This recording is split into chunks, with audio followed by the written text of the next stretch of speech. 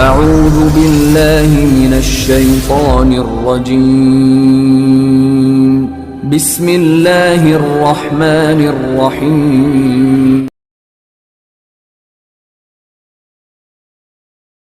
اعوذ باللہ من الشیطان الرجیم بسم اللہ الرحمن الرحیم۔ ایک مختصر تذکرہ جناب خدیجہ بنت خویلد کا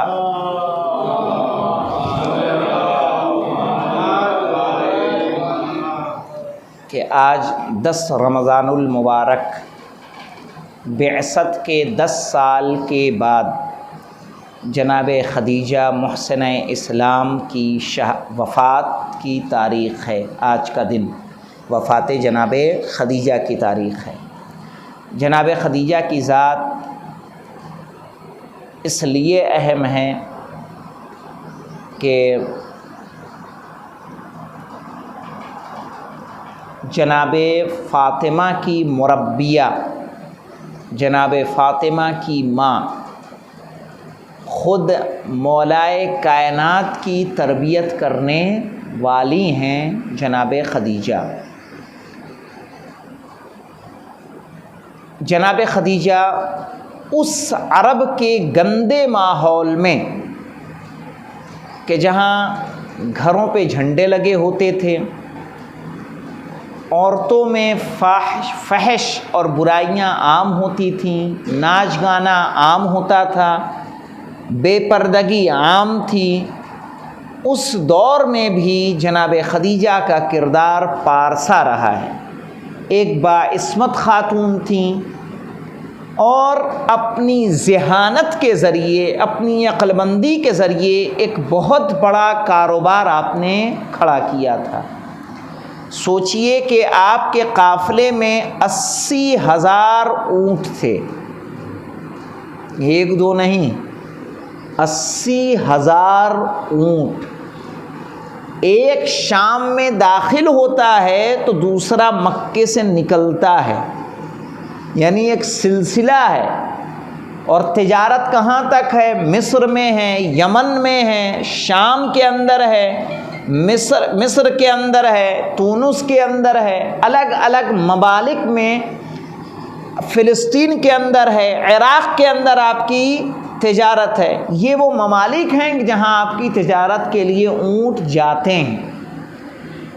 صرف اس طرح سے دیکھیے کہ پوری تجارت اس طرح سے تھی کہ آپ اتنی کامیاب تاجرہ تھیں کہ چھوٹے موٹے تاجر آپ کے ساتھ کنٹریکٹ بنا کر تجارت کرتے تھے، یعنی جو فائدہ ہوگا اس میں کچھ پرسنٹ آپ کا، کچھ پرسنٹ جناب خدیجہ کا۔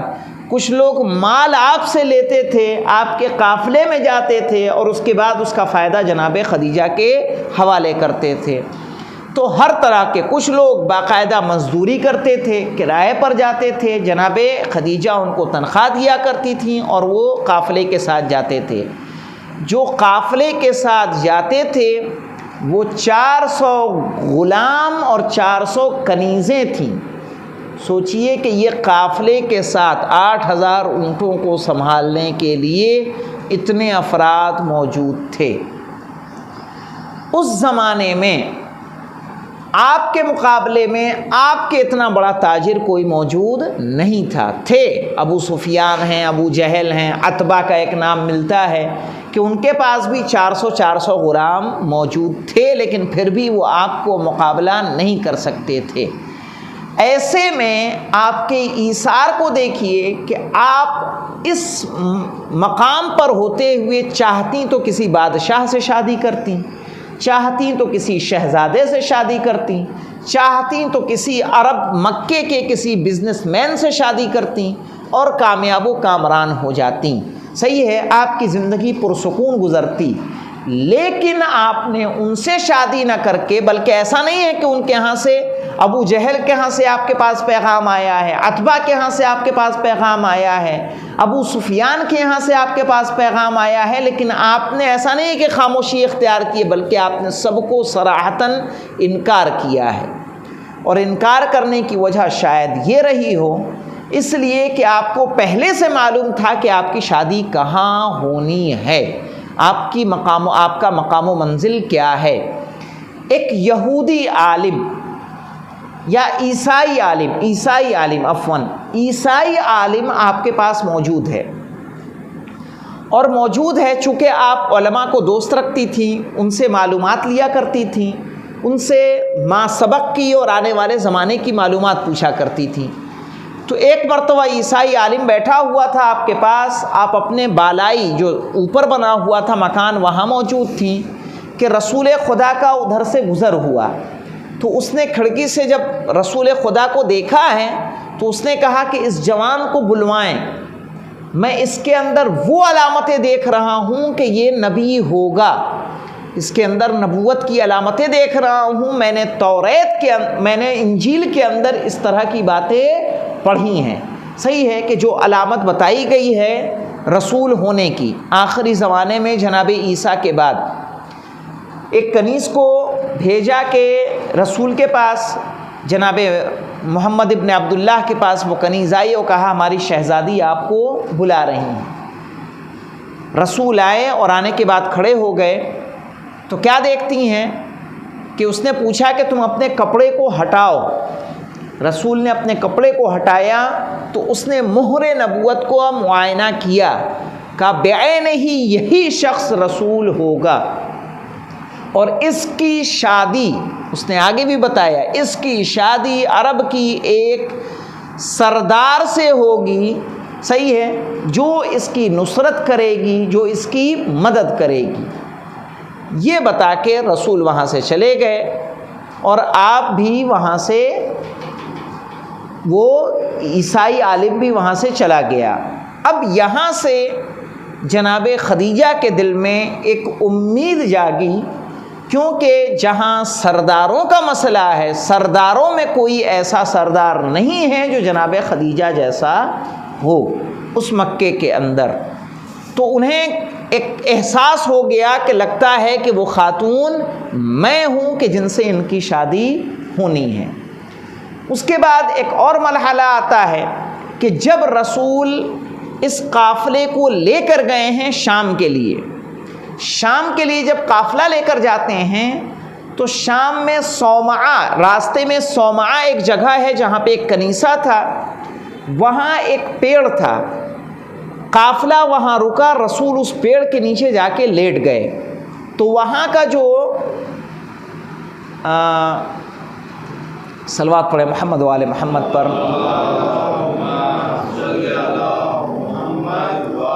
وہاں کا جو پادری تھا اس نے کہا یہ لیٹا ہوا شخص اس پیڑ کے نیچے کون ہے؟ کہا یہ مکے کا رہنے والا ہے اور قریش کا ایک جوان ہے۔ کہا اس پیڑ کے نیچے سوائے رسول کے کوئی اور نہیں لیٹ سکتا۔ کہا اس سے پہلے اس پیڑ کے نیچے جناب عیسیٰ لیٹے تھے، اب میں اس جوان کو دیکھ رہا ہوں، اس کا مطلب یہ ضرور رسول ہوگا، تم اس کی اطاعت کرنا اور اس کی پیروی کرنا، اس کا خیال رکھنا۔ رسول جب اس قافلے سے آتے ہیں تو کافی فائدہ ہوتا ہے، مال میں اضافہ ہوتا ہے۔ دوسری چیز یہ نوٹس کی جاتی ہے، جو ان کا غلام ہے میسرہ، اس نے یہ نوٹس کیا کہ جب رسول چل رہے ہوتے ہیں، ابھی رسول کے منصب پر نہیں ہیں، کہا ایک بادل ہے جو ان کے سر کے اوپر چلتا ہے۔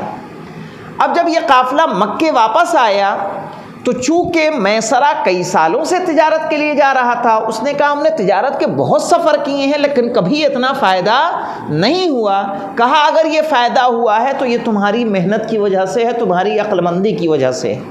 ایسا کرو کہ یہ پیغام فرحت، یہ خوشی کا پیغام تم لے کر جاؤ۔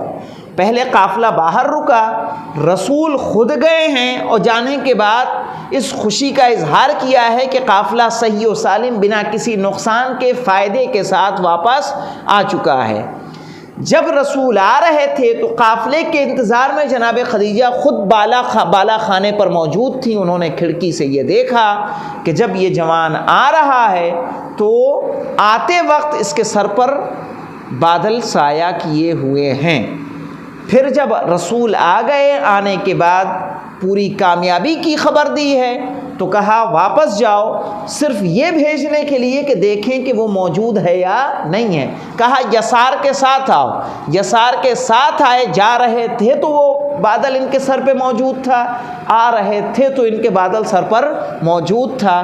اب انہیں پختہ یقین ہو گیا کہ اگر کوئی نبی ہوگا تو یہی محمد ابن عبداللہ یتیم عبداللہ نبی ہوگا۔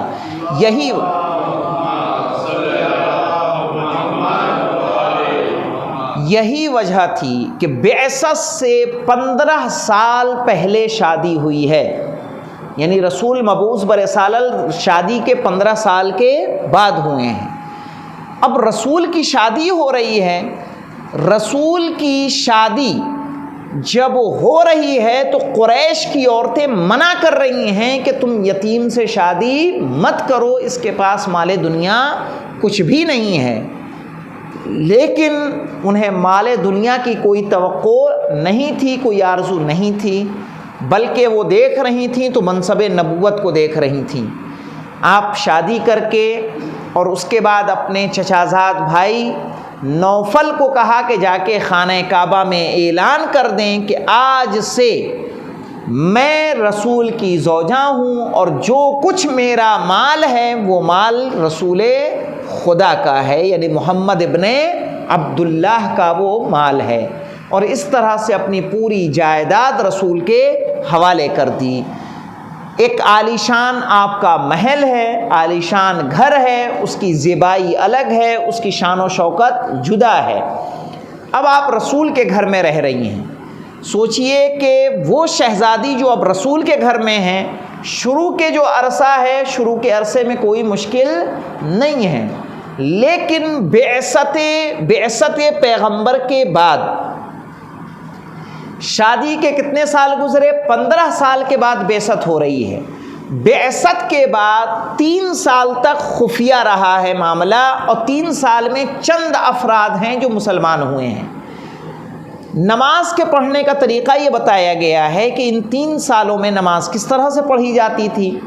3 سال کے عرصے میں رسول بعثت سے پہلے غار حرا میں عبادت کے لیے جاتے تھے، مہینے کے کچھ دن رات آپ غار حرا میں رہتے تھے، ماہ رمضان پورا غار حرا میں گزارتے تھے اور وہیں پر رہ کے عبادتیں کرتے تھے۔ ظاہر ہے عبادتیں خالی پیٹ نہیں ہوا کرتیں، اور اس گھر سے غار حرا کی دوری 6 کلومیٹر کی ہے۔ جناب خدیجہ کنیز کو کبھی بھیجتی تھیں، کبھی کھانا خود لے کر، پانی خود لے کر رسول کی خدمت میں پیش کیا کرتی تھیں۔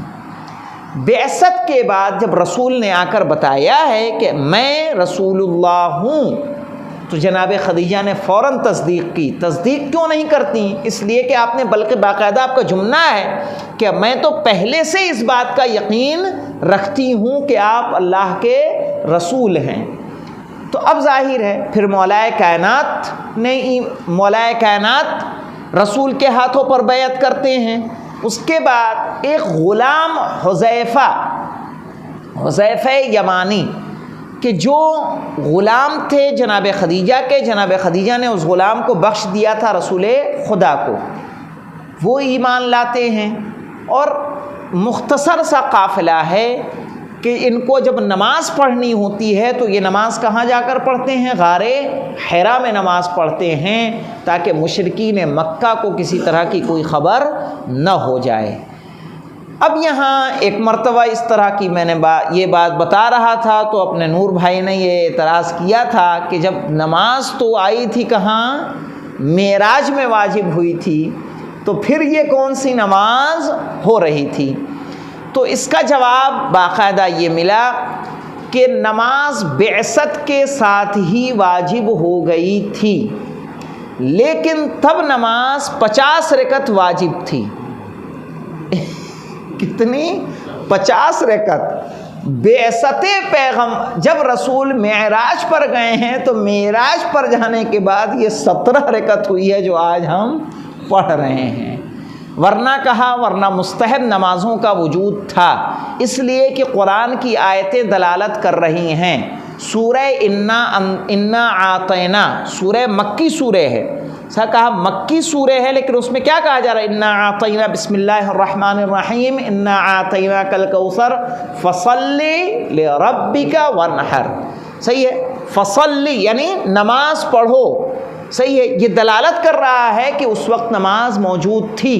تو رسول یا تو یہ بات مانی ہے، ورنہ تو جو مستحب نمازیں تھیں ان نمازوں کو پڑھا جاتا رہا.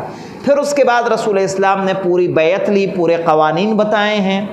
کن قوانین پر بیعت لی گئی ہے؟ جناب خدیجہ کے سامنے ان قوانین کو پیش کیا گیا ہے، مولا کائنات کے سامنے ان قوانین کو پیش کیا گیا ہے. 3 سال کے بعد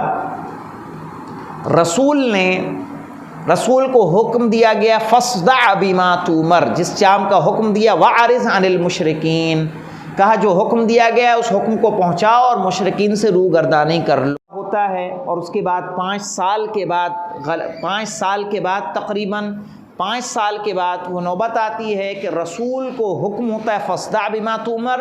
تو رسول ایک پہاڑی پہ چڑھتے ہیں، ایھا الناس انی رسول اللہ، 3 بار اپنے کان میں ہاتھ رکھتے ہیں اور 3 بار یہ آواز لوگوں کو جمع کر کے بلند کرتے ہیں، ایھا الناس انی رسول اللہ، کہ اے لوگوں میں اللہ کا رسول ہوں.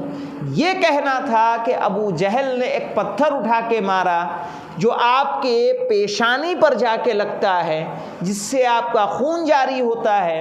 اس کے بعد دوسرے جو ابو جہل نے مارا تو دوسرے لوگوں نے پتھر اٹھایا اور آپ پر پتھروں کی برسات کر دی، یہاں تک کہ آپ اس پہاڑی پر گر پڑے. تو یہ خبر پہنچائی گئی مولائے کائنات تک. مولائے کائنات نے یہ خبر جناب خدیجہ تک پہنچائی کہ ہمیں یہ پتہ چلا ہے کہ رسول خدا پر حملہ ہوا ہے اور ممکن ہے کہ وہ یا تو زخمی ہوں گے یا شہید ہو چکے ہوں گے. تو کچھ پانی لیا، کچھ کھانے کا سامان لیا اور لینے کے بعد آپ کی تلاش میں گئے کہ اس پہاڑی پر جائیں. اب جب پہاڑی پر پہنچ رہے ہیں، پہاڑی پر پہنچنے سے پہلے وہاں فرشتے آئے.